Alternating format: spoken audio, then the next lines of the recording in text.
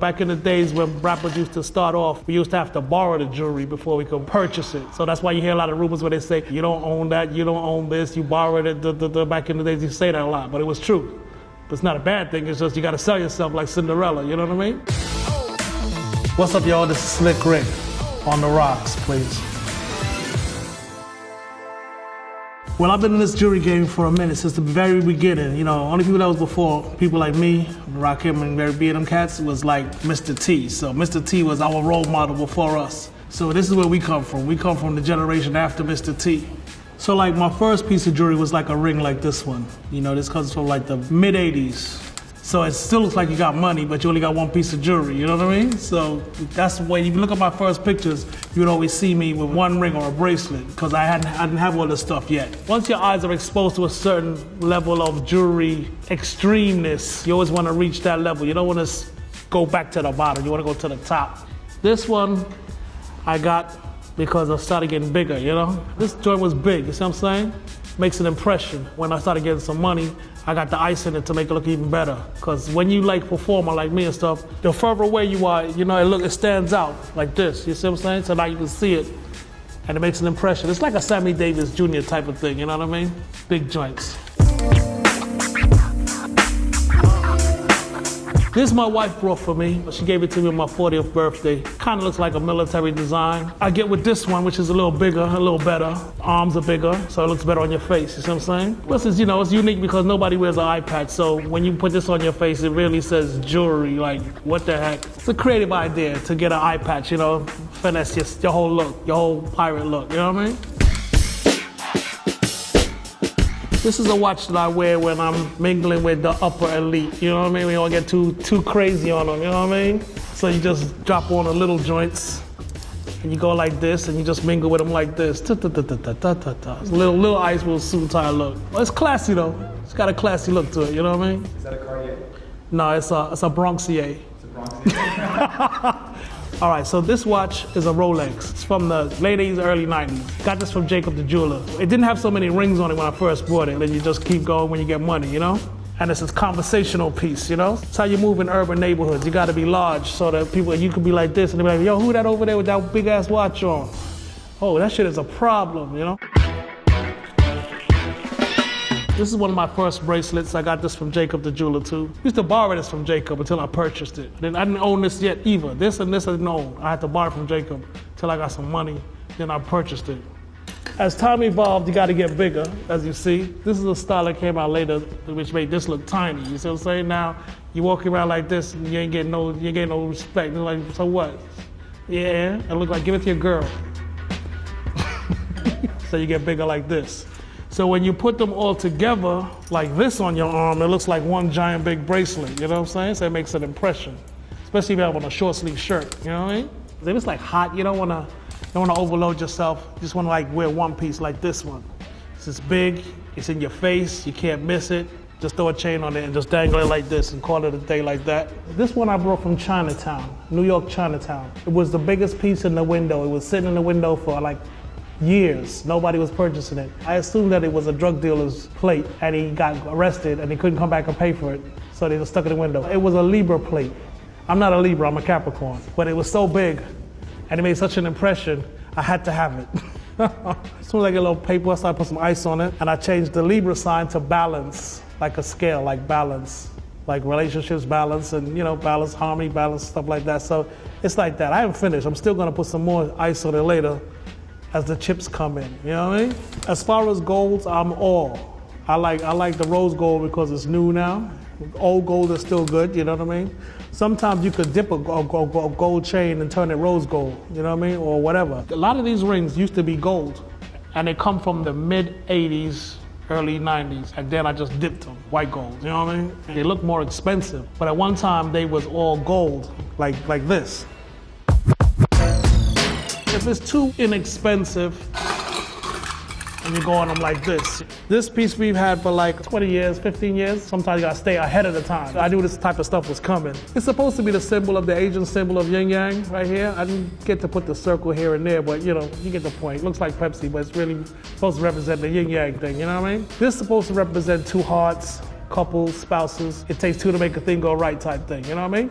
This triangle represents like the pyramids, all the way back to the Egyptians, all that stuff. I designed this one myself. Well, I brought the design to the jeweler and I told him, can you make this? And that's how we move and shake like that. What's the length? Do you know the total length? It's, whatever. I don't know. It's long, it's long. For this next chain, I had to take off the jacket so you could get the effect, you know? This is one of my earliest pieces. This is Mother Mary, comes from way back. They call it a house medallion. They used to have the red ruby right there. Sometimes I just want to lay in a cut like this, you know what I mean? Throw some ice before someone says you look broke.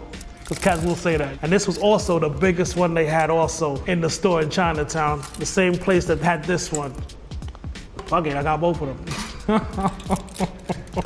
This is an eagle. I really also bought it because it was the biggest thing moving in the store at the time, man. This chain is called like a barrel. Me and LL Cool J used to wear these type of stuff back in the day. This one's called a Gucci link. This one also comes from the 80s. This one has a lot of history, the Gucci link. You see a lot of rappers right now with modern Gucci links. It's a lot bigger and more unique, and they put ice on it and stuff like that. So this plate is a scorpion. I got this when I was in LA one time. I went jewelry shopping. And this is the biggest thing they had in the goddamn store and shit. You know what I'm saying? So I was like, God damn, you know what I mean? So, but I still bought it. I guess I was bored, young and bored. I'm not a Scorpio either, by the way, so. Yeah, and this is, I know it's either Job or Nazareth, so I don't want to get the name wrong. You know what I mean? It's one or the other. I like religious stuff, so there you go. This I also got from the Diamond District. Ace of Diamonds, you know what I mean? They put it in bluestone. It didn't mean nothing. It was just the biggest shit they had in the store again, like I said. It just was there. It was big, it was nice. I needed to step my game up, you know what I mean? I said, give me a shit. And then you need some more ice to fill in the gap. This gap, like I'll put this on right now, right? It's like this, it's cool, right? But now it needs a plate. Or you gotta fill in this gap. So these two fill in this gap. So it looks like that. Until I can afford this. You know what I mean? This piece was a cross. A lot of people have these back in the days, like didn't have this back on it. It was just a cross. As I started getting money, I put a nice back on it so it would have a better effect. So now I went to the same guys that made this piece and I told them, put this on the back of this. It was too thin. It needed some oomph. So they put this back on it and gave it a nice, powerful effect, you know what I mean? So now you can wear it all by itself like this. The jeweler put a nice scripture on the back, Psalm 23. I guess they got bored and just did it, you know what I mean? Nice guys, peace.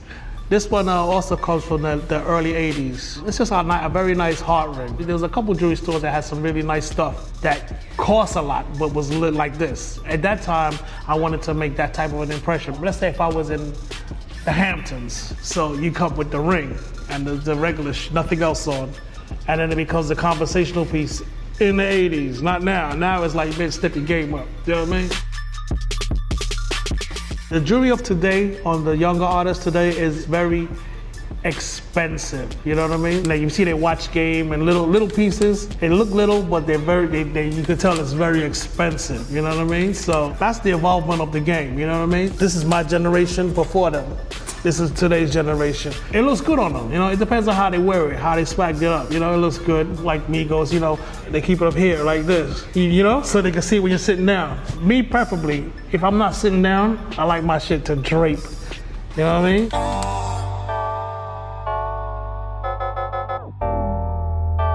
It all looks good when it's all together. Like, it looks like a cluster. But if it's just by itself, nah, you can't wear this by itself. Anybody get into the jewelry game, I will give them the advice of like a Cinderella story. You start off broke, and then you evolve like that. But don't waste time buying corny shit, you know what I mean? Like, if you really broke, you buy like a gold bracelet, and then you dip it into like rose or ice, you know what I mean? And then, you know, and then you just keep on moving like Cinderella like that, you know what I mean? You know, you got one a little Cuban link and still be working, and it still adds to your charisma. The best jewelry of all time, I would have to give it to myself. I would also give it to French Montana's watch. He got a mean watch. I would give it to Puffy, because he comes out sometimes with some expensive shit. Gucci Man sometimes comes out with some nice shit. His wife too come out with some expensive shit. Busta Rhymes sometimes he can shut it down when he's ready. You know, Kanye West when he's ready he plays. You know what I mean? 2 Chainz when he's ready he comes out with a giant piece. You know what I mean? But when I first came home, Dougie Fresh had on the ring something like this, and it was just sparkling in my face like this every minute. I said, nah, I gotta step my goddamn game. So I went and got this. I got one for me, and my wife got one too. It's just something, you know, when you just do some low-key shit like this, I said, and you just want to look normal but still look a little flashy, it just go together like this. You see what I'm saying? Like this. I got the plain wedding bands too, you know. Like, you really got to be in some boring ass place. Other than that, that's about all I could tell you, fam.